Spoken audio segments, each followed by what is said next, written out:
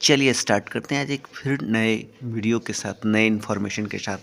मुख्यमंत्री हेमंत सोरेन ने गुरुवार को सदन में कहा कि वर्ष 2019 में सरकार ने राज्य के सर्वांगीण विकास की नींव रखी थी।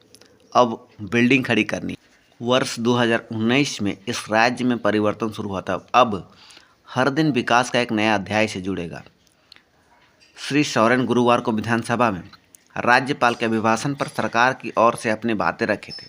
राज्यपाल के अभिभाषण पर सत्ता पक्ष की ओर से लाए गए धन्यवाद प्रस्ताव पर चर्चा में सत्ता पक्ष ने पिछली सरकार की उपलब्धियां और वर्तमान सरकार की प्राथमिकताएं गिनाई। सरकार के संकल्प बताए तो विपक्ष ने कहा कि सरकार चुनावी वादों को भूल रही है।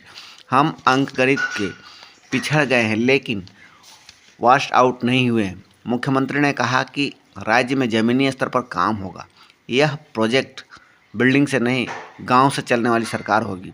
जमीनी स्तर से विषयों पर सरकार काम करेगी। शिक्षा, स्वास्थ्य, रोजगार के क्षेत्र में बड़ा अवसर मिलने जा रहा है। मुख्यमंत्री ने कहा, मैं बोलने में नहीं चाहता, काम करने में विश्वास करता हूँ।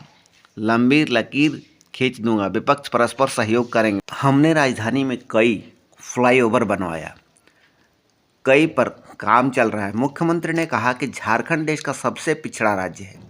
यहाँ रहने वाले आदिवासी, दलित, पिछड़ा, अल्पसंख्यक, गरीब हैं। यहाँ टाटा स्टील, HEC, सिंदरी खाद कारखाना खुला है।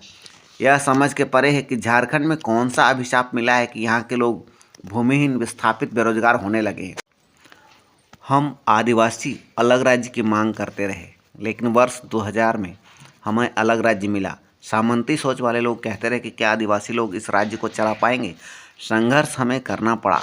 कितने बच्चे अनाथ हुए, महिलाएं अनाथ हुई। वर्ष 2019 में इस राज्य को कुछ नहीं मिला। राज्य के दलदल में ढकेला गया। किसानों को आत्महत्या करते, भूख से मरते लोगों को मैंने देखा। वर्ष 2019 में महागठबंधन की सरकार बनी तो सत्ता में बेदखल करने के लिए हम हर हथकंडे अपनाए, पर पहले हमें डर में सहमे से काम करना पड़ता था। वर्ष 2019 में सरकार बनी तो प्रोजेक्ट भवन में लेकर विधानसभा के ढोल नगाड़े बजे, अबीर उड़ाए गए। लोगों के चेहरे पर मुस्कान और उत्साह को हमने देखा। श्री हेमंत सोरेन ने कहा कि दोबारा जनता ने अवसर दिया है। इस राज्य को ऐसे मुकाम तक पहुंचाऊंगा जो कभी सोच नहीं सकते। और वर्ष 2024 सालों में जितना भी काम नहीं हो सका, मैं उस सरकार को क्या कहूं। अब इस बार मैं कोशिश करूंगा कि मैं अपनी सरकार में खरा उतरने का और अपनी झारखंड राज्य के वासियों को अच्छे तरीके से उनकी जो भी ख्वाहिशें हैं मैं कोशिश करूं, उन पे खरा उतरूं और उनके विकास के लिए मैं अच्छा कार्य कर सकूं। यही मेरा संकल्प है। विपक्ष की ओर से चर्चा में हिस्सा लेते हुए भाजपा विधायक बाबूलाल मरांडी ने कहा कि सत्ता के पक्ष लोग जनादेश की बात कर रहे हैं। हम अंकगणित में भले ही पिछड़ गए हैं। राज्य की 33.37% जनता हमें जनादेश दिया है। कांग्रेस को 15.56% वोट दिया है। हम जनादेश का सम्मान करते हैं लेकिन हम वॉश आउट नहीं हो गए। चुनाव में प्रचार सभी दल करते हैं, बाहर से नेता आते हैं।